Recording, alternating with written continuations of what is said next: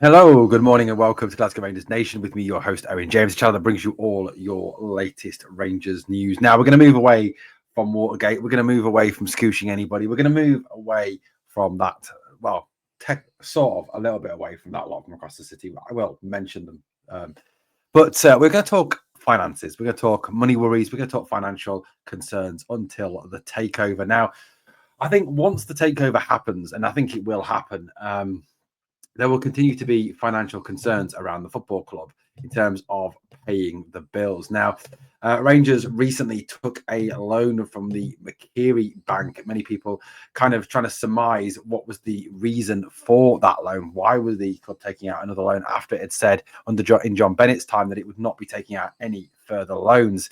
It now emerges that the reason that these loans have been taken is because of the fact that the club needs to be able to pay the bills. And where's this actually come from? Well, it's come from football finance expert Stefan Borson, who used to be involved with Manchester City. I guess you may kind of question maybe if he was involved in Man City, and given the 115 charges against them, is he really the best person to be talking? Maybe when it comes to all these financial issues, maybe I need to phone Declan from the East End to get his view on things, because as we all know, Celtic fans are financial advice experts. However, Rangers, obviously, our financial situation and the need for new investment, I think, is absolutely remarkably clear, given the financial situation the club currently find themselves in. Look, it was a mixed picture, wasn't it, when the results came out? If you look at it, our revenue had increased from 83.8 million to a record-breaking 88.3 million.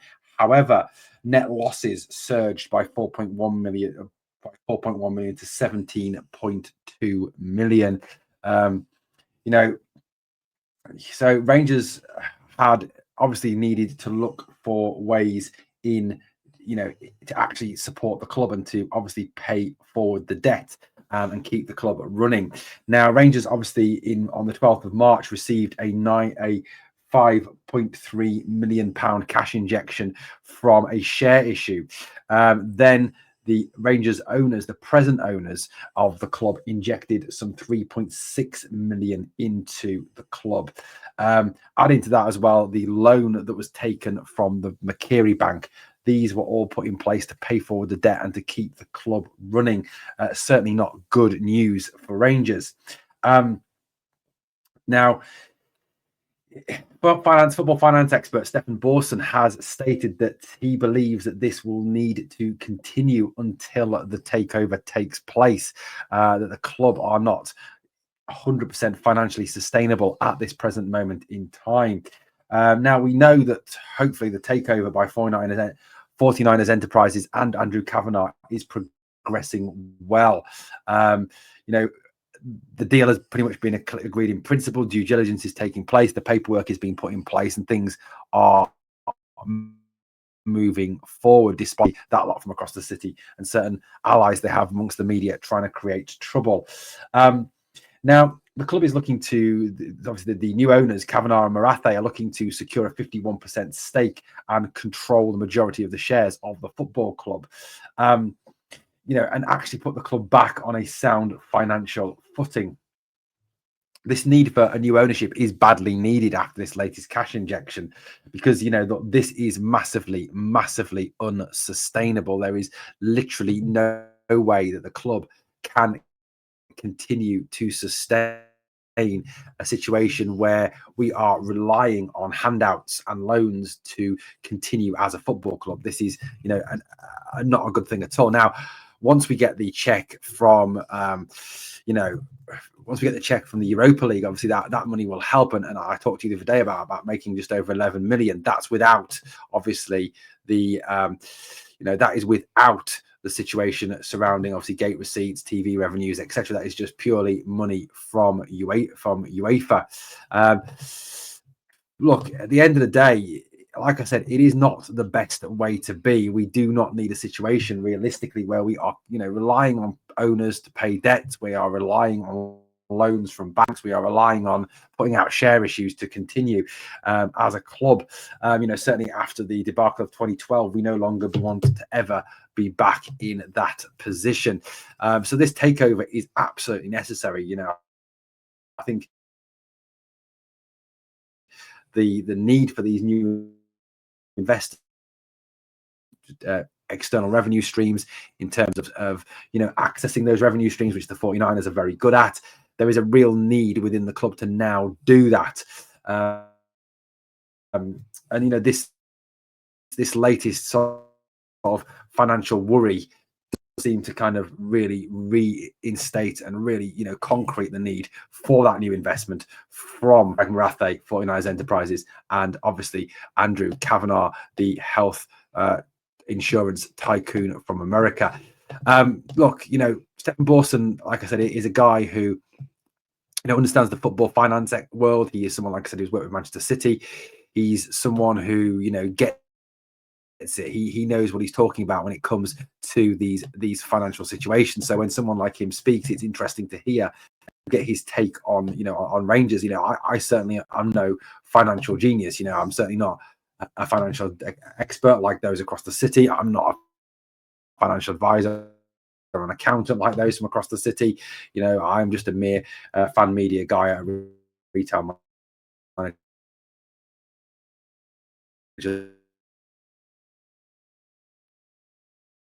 That's what I do. Pay a bit of attention to when he talks sport about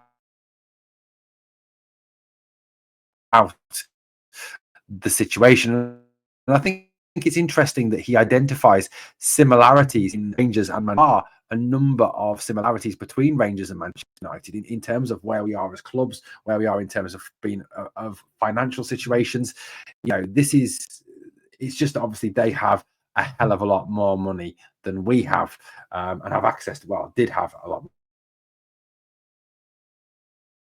more money. They're obviously, in debt now. However, he had to say when he spoke about the situation. He said that the investors are just going to need to keep putting money into the club at this present moment in time because they are loss making. It's a similar situation to Jim Ratcliffe in terms of what he was saying about Man United.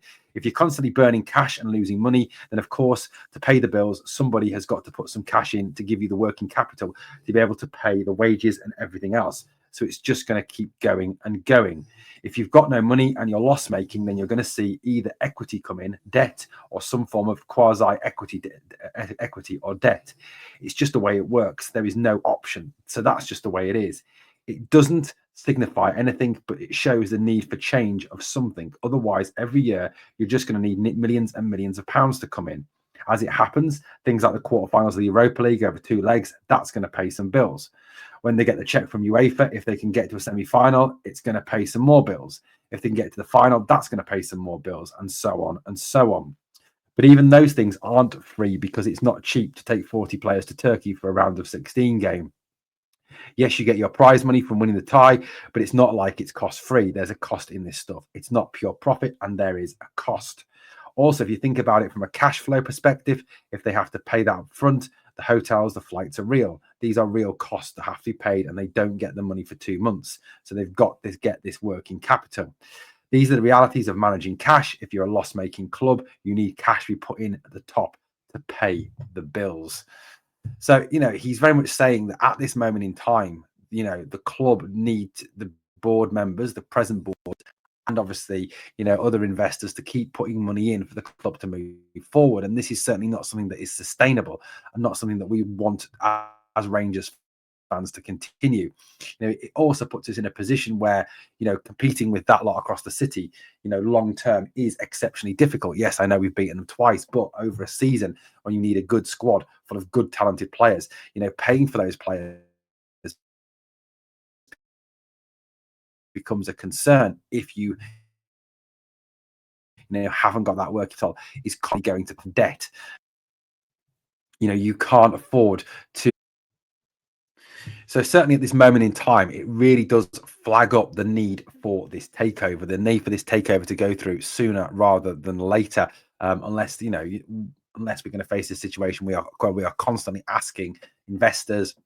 We are constantly asking fans to put their hands in their pockets to keep the club running.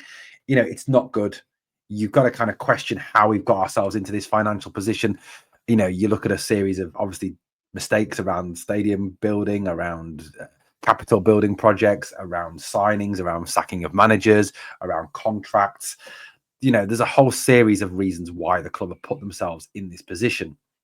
And yes, you can praise the board for investing in the club and obviously putting their hands in their pockets to obviously keep the club going. But you can certainly criticize them that the reason they're having to do this is because of the mistakes they've made in the past. So, the big hope is that this takeover is done sooner rather than later. Guys, let me know what you think of this story in the comments down below. We'll be back at 10 with your live pod this morning, bringing you all the latest news from the club. And we're also live this evening from 8 with a Q&A. Thanks for watching Glasgow Rangers Nation, guys. As always, on the way out, please like, comment and subscribe and share the video. And remember always, we are the people.